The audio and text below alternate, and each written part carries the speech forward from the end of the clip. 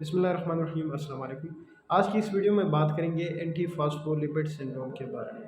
बड़ी rare condition है, इतना नाम आपने इसके बारे में नहीं सुना होगा, लेकिन बाज़ औक़ात ऐसे मरीज़ देखने को मिलते हैं कि जी एंटी फास्फोलिपिड के सिंड्रोम के पेशेंट्स आते हैं और उसकी फिर जो वो कंप्लेंट्स होती है जिससे हमें उसको डायग्नोज़ करना पड़ता है। और सम टाइम पेपर के लिहाज से जो मुख्तलिफ़ मेडिकल इंस्टीट्यूट्स के पेपर्स होते हैं, जो पोस्ट ग्रेजुएट ट्रेनीज़ के पेपर्स होते हैं, उसमें भी ये एंटी फास्फोलिपिड सिंड्रोम से कुछ एक क्वेश्चंस पूछे जाते हैं। तो थोड़ा-सा समझते हैं, डिटेल में इसके बारे में नहीं जानने की कोशिश करेंगे क्योंकि ये बड़ी रेयर चीज़ है। तो क्या होता है anti phospholipid syndrome? Anti phospholipid syndrome जो है ये most common acquired thrombotic disorder है।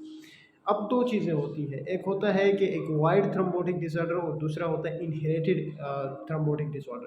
जो most common acquired thrombotic disorder है, वो एंटी फास्फोलिपिड सिंड्रोम है। लेकिन अगर आपसे किसी तरह से कोई इस तरह के क्वेश्चन आ जाए कि कहीं पे भी किसी भी एग्ज़ाम में कि जी most common inherited thrombotic disorder, तो वो फिर फैक्टर 5 की तरफ चला जाता है। एंटी फास्फोलिपिड सिंड्रोम जो होता है, इसमें हमारी जो बॉडी होती है उसके अंदर जो है वो मिस्टेकनली यानी बाय मिस्टेक जो है वो एंटीबॉडीज़ बननी शुरू हो जाती हैं और वो एंटीबॉडीज़ जो है वो हमारे हेल्थी टिश्यूज़ के ऊपर अटैक करके वहाँ के जो हेल्थी टिश्यूज़ है उनके वेन्स और आर्टरीज़ के अंदर जो है वो ब्लड क्लॉट कर देती है।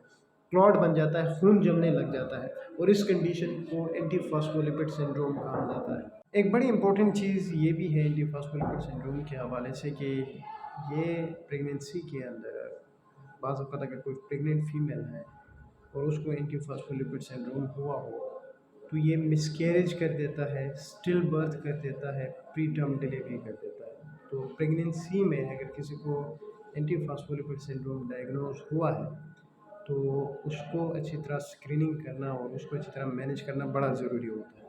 ये बड़ी इम्पोर्टेंट बात है। कैसे हम इसको डायग्नोज़ करते हैं? इसको हम डायग्नोज़ करते हैं 3 चीज़ों के बेस पे। नंबर 1 थ्रोम्बोसिस की हिस्ट्री के बेस पे।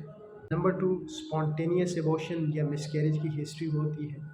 नंबर 3 लैब फाइंडिंग्स के बेस पे। लैब फाइंडिंग्स में हम ल्यूपस एंटीकोगुलेंट देखते हैं, एंटी कार्डियोलिपिन एंटीबॉडीज़ हम देखते हैं, एंटी ग्लाइकोप्रोटीन एंटीबॉडीज़ देखते हैं। ट्रीटमेंट की जब हम बात करते हैं तो हम इसमें एंटीप्लेटलेट ड्रग्स जो हैं जैसे कि एस्पिरिन वगैरह है वो लो डोज में हम इस्तेमाल करवा रहे होते हैं और साथ ही हम एंटीकोगुलेंट ड्रग्स देते हैं, हेपारिन वारफरिन वगैरह। तो ये थोड़ी सी बेसिक चीज़ें थी एंटी फास्फोलिपिड सिंड्रोम के हवाले से। उम्मीद है वीडियो आप लोगों को अच्छी लगी।